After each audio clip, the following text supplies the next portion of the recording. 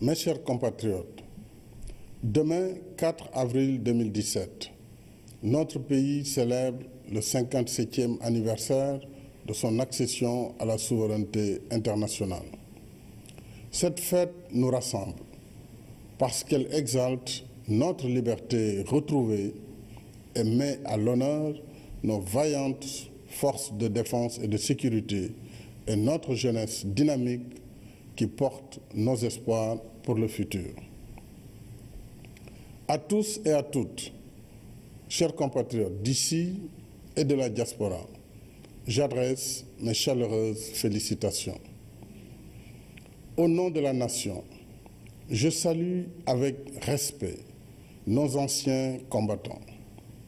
Je vous redis, chers anciens combattants, notre profonde gratitude et notre grande admiration pour tous vos sacrifices consentis à la défense du monde libre. À vous, officiers, sous-officiers et militaires du rang, je renouvelle ma confiance, ma fierté et celle de la nation. Si notre pays est aujourd'hui 7e contributeur de troupes aux missions de paix des Nations Unies, c'est que partout où vous appelle le devoir, à l'échelle nationale et internationale, vous le remplissez avec la dignité et le professionnalisme qui donnent sens à votre devise. On nous tue, on ne nous déshonore pas. Voilà pourquoi, devant la recrudescence des défis sécuritaires, y compris dans notre voisinage immédiat, j'accorde une priorité élevée au renforcement continu des capacités opérationnelles de nos forces de défense et de sécurité et à l'amélioration constante des conditions d'existence des personnels. Cette année, fidèle au concept armée-nation, nous célébrons la fête de l'indépendance sous le thème du rôle des forces de défense et de sécurité dans la protection de l'environnement. Ce thème nous interpelle par son actualité. Nos ressources naturelles, faut-il le rappeler, constituent la substance vitale de notre base productive, sans laquelle il ne peut y avoir ni croissance ni développement. Or, partout dans le monde, ces ressources se raréfient, sous l'effet combiné d'une exploitation effrénée et de pratiques illégales. La préservation de notre environnement n'en est que plus urgente, qu'il s'agisse de la lutte contre la pollution, la pêche illicite et la déforestation, entre autres périls. Elle revêt le même ordre de priorité que la défense de la souveraineté nationale et de l'intégrité du territoire. Par conséquent, j'ai ordonné à nos forces de défense et de sécurité de poursuivre avec vigueur les actions déjà engagées dans ce sens. Le gouvernement continuera de mobiliser tous les moyens nécessaires à cet effet, en matière d'équipement, de formation et d'entraînement. Je souhaite que tous, ensemble, dans un élan civique et patriotique, nous participions à cette œuvre salutaire de sauvegarde de notre patrimoine environnemental commun. Mes chers compatriotes, dans mon message à l'occasion du Nouvel An, je vous ai entretenu de nos acquis et perspectives dans le cadre de la mise en œuvre des initiatives, projets et programmes du plan Sénégal émergent. Sous l'autorité du Premier ministre, j'ai assigné au gouvernement la tâche de rester mobilisé dans l'action, en ayant comme code de conduite le culte du résultat. J'y tiens personnellement parce que le développement inclusif et solidaire qui sous-tend ma vision d'un Sénégal de tous et d'un Sénégal pour tous est au cœur de mes préoccupations. C'est le sens de la baisse du prix de l'électricité déjà en vigueur. C'est le sens de la mesure que j'ai prise pour la transformation des titres précaires en titres fonciers, afin que chaque détenteur d'un droit d'occupation puisse accéder gratuitement et sans formalité indue au droit de propriété. C'est enfin le sens de la tournée économique que j'ai effectuée en février dernier dans les régions de Louga, Saint-Louis et Matam pour inaugurer et lancer divers projets de développement en milieu urbain et rural. Et je visiterai d'autres localités du pays dans les semaines et mois à venir. En effet, dans la quête de l'émergence que j'ai engagée avec vous, seul compte la vision, l'action diligente et le résultat. Mon devoir, celui du gouvernement, est de rester dans le temps de l'action pour répondre aux aspirations légitimes de tous à une vie meilleure.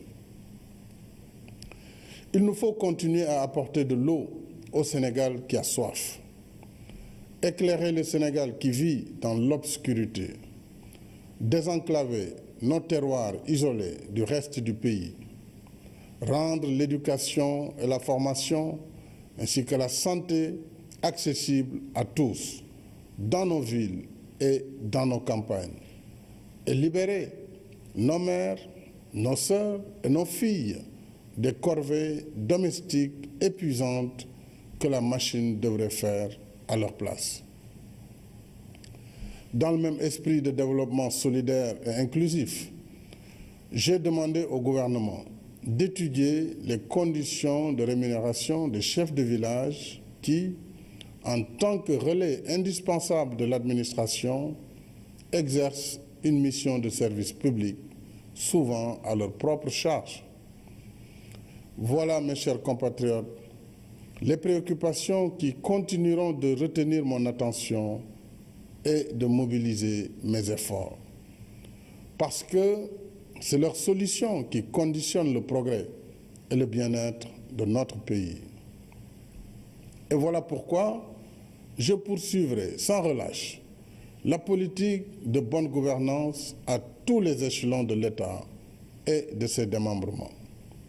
C'est en effet dans la bonne gestion des affaires publiques que nous pourrons mieux dépenser nos ressources, financer nos efforts d'émergence, satisfaire les besoins sociaux de nos populations, offrir à notre secteur privé les meilleures conditions d'épanouissement et ouvrir à notre jeunesse de nouvelles perspectives d'éducation, de formation et d'emploi. Mes chers compatriotes, à quelques mois des élections législatives du 30 juillet prochain, je me réjouis du bon déroulement des opérations de refonte du fichier électoral, décidées à l'unanimité et sans débat à l'Assemblée nationale. Avec un total de 5 501 667 enrôlés à la date du 29 mars 2017, les inscriptions dépassent déjà largement l'objectif de 4 millions fixé dans la loi. Le gouvernement est en train de prendre toutes les dispositions requises pour la tenue d'un scrutin sincère, régulier et transparent à la hauteur de notre tradition démocratique. La célébration de notre liberté retrouvée nous donne aussi l'occasion de réfléchir sur notre culture comme facteur de cohésion sociale qui participe à l'effort d'édification de la conscience nationale. Parce que c'est notre culture qui incarne notre identité collective, fait le récit de notre histoire et aide à sauvegarder nos valeurs de civilisation. Je rends hommage à tous les hommes et femmes de culture qui, par leur génie créateur, contribuent au rayonnement de notre pays à l'image de nos brillantes performances à la Berlinale 2017 et à la dernière édition du FESPACO.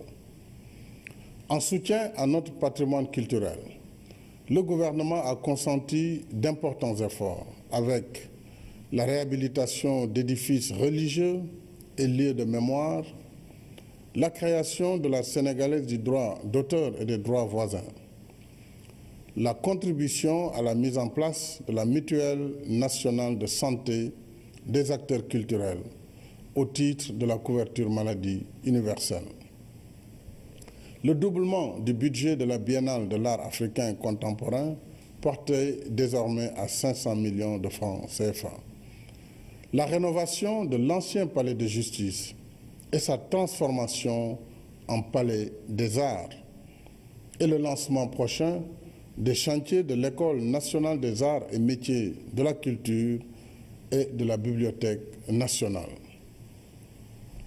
Je me réjouis également de recevoir dans quelques jours la communauté culturelle et artistique dans le cadre de la célébration de l'année 2017 comme année de la culture. Mes chers compatriotes, plus qu'un rituel et une fin en soi, la fête de l'indépendance nous rappelle la gravité qui s'attache à la liberté. L'indépendance signifie et magnifie notre vocation naturelle à être et rester un peuple libre. En même temps, elle crée la responsabilité qui nous met seuls face à notre destin. Notre liberté est entre nos mains. C'est par notre propre effort que nous la conforterons en gagnant la bataille du développement économique et social. C'est ainsi que nous accomplirons notre destin de peuple libre. C'est ainsi que nous réaliserons le rêve des anciens et que nous mériterons leur sacrifice. C'est ainsi que nos enfants et des générations après eux seront fiers de l'héritage que nous leur aurons légué. L'œuvre est noble et grandiose. Chacun de nous peut contribuer à son édification. À cette fin, je tends la main à tous et à toutes pour travailler ensemble dans l'unité et la cohésion nationale. Vive le Sénégal, toujours libre, uni et en marche vers le progrès. Bonsoir et bonne fête de l'indépendance.